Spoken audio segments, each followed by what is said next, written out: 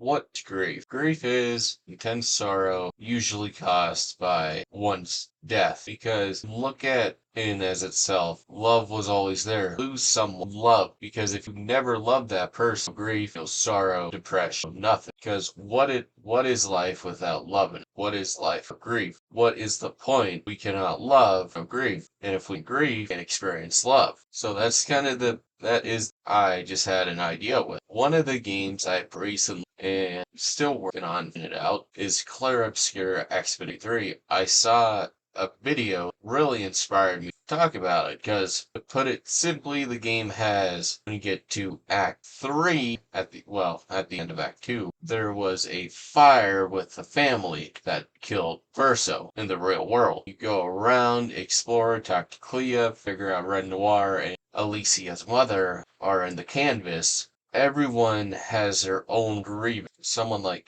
Alicia has a huge scar from the event. Her face is all burned and all fleshy and ruined her. Her throat's all infected. The fire hit her, and her voice, the most she can't muster words. She can only a few simple sounds, and that is all Alicia. And you look at someone like Clea, where she goes into more lonely, solid, and the big household. Red Noir and I cannot remember to save my life, but the mother goes into Verso's last canvas he ever made. Lives there. The longer you live in a canvas, the more dangerous the effects are. The more it weighs on your body, and eventually will die. So she lives trying to not for Verso, and Red Noir is trying his absolute best to keep the family. Because this is why I love this end of this game. You can either choose Verso's end, destroys the canvas, and everyone gets a moment to process Verso's death without having his canvas there. The last thing that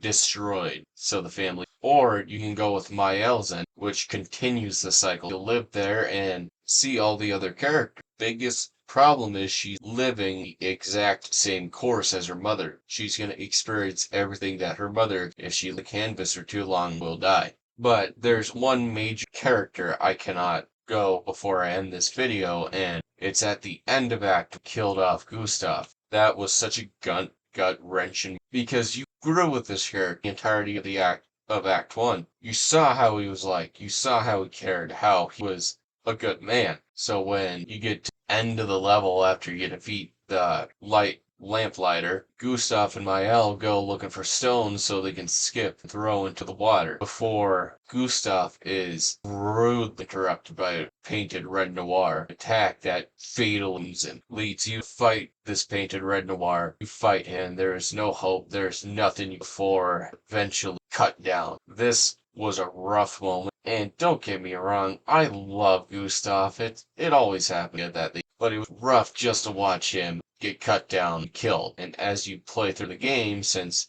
Mael and Gustav had such a deep bond with each other, made watching Mael not get a slightest moment because they had to the only moment they truly had for him was when they got to the end of the Forgotten Battlefields level and they planted Gustav's mechanical arm beneath a really area out of the Paintress's sight. But it's why I thought this whole game was really interesting because you look at it, you see how grief can really affect that everyone has their own ways. Everyone has their own ways of dealing with stuff. No matter what, everyone experiences the 5 stages. But what else to say? I thought this is kind of something I wanted to talk about because I love actually to talk about it. So either way, thank you very much for listening, and I hope to see you again soon.